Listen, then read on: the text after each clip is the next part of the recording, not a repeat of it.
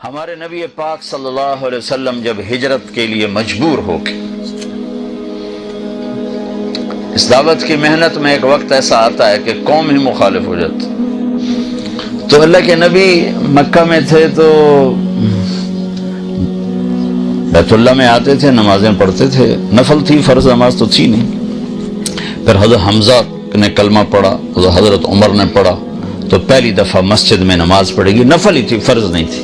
لیکن پھر بھی جب زیادہ ہو گیا کام اور رہنا مشکل ہو گیا تو آپ نے ہجرت کا ارادہ کیا۔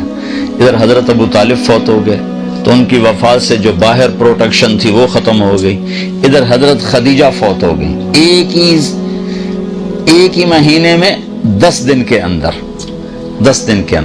پہلے چچا پھر بیگم، تو باہر کا آسرا بھی ختم ہو گیا، اندر کا آسرا بھی ختم ہو گیا۔ تو باہر چچا سینہ سپر تھے، اندر حضرت خدیجہ زخموں پہ مرہم رکھتی تھی۔ تو جب آپ دونوں طرف سے تنہا ہو گئے تو پھر قریش نے تنگ کرنا، پہلے ہاتھ نہیں اٹھاتے تھے، پھر قریش نے مارنا شروع کیا، پیٹنا شروع کیا۔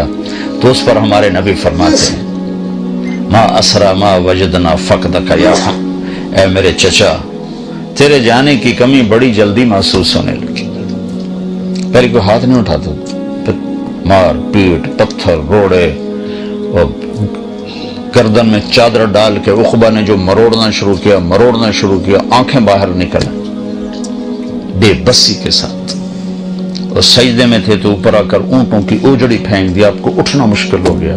یہ سارے کام چچا کی وفات کے بعد ہیں۔ چچا کی زندگی میں کوئی ایسا نہیں کرتا تھا، ویسے منہ سے تنگ کرتے تھے، ہاتھ کوئی نہیں اٹھاتا۔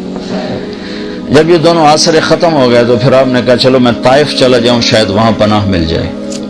وہاں تشریف لے گئے تو انہوں نے وہ حال کیا، جب 3 میل اللہ کے نبی کو تو پتھر پڑے، اور آپ گرتے تھے، اٹھتے تھے۔ تو جب آپ واپس پہنچے تو آپ کو مکے میں داخل ہونے کی ہمت نہیں رہی، تو آپ نے سہیل بن عمر کو پیغام بھیجا مجھے پناہ دو، میں اندر آنا چاہتا ہوں۔ اس نے انکار کر دیا۔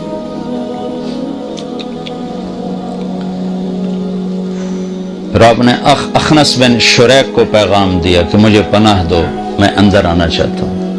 اس نے انکار کر دیا، انہوں نے کہا میں نہیں کرتا۔ پھر آپ نے مطعم بن عدی کو پیغام بھیجا کہ میں اندر آنا چاہتا ہوں، مجھے پناہ دو۔ تو پھر مطعم اپنے بچوں کو لے کر گیا اور آپ کو لایا اور کہا کہ میں نے ان کو پناہ دی ہے، ان پر کوئی ہاتھ نہ اٹھائے۔ تو حالات ایسے ہو گئے تھے کہ رہنا بڑا مشکل ہو گیا تھا۔ تو آپ نے پھر حج کے دنوں میں حاجیوں میں گشت کرنے شروع کیے کہ کوئی مجھے ساتھ لے جائے اور میں اللہ کا پیغام پہنچاؤں۔ تو سب سے زیادہ جو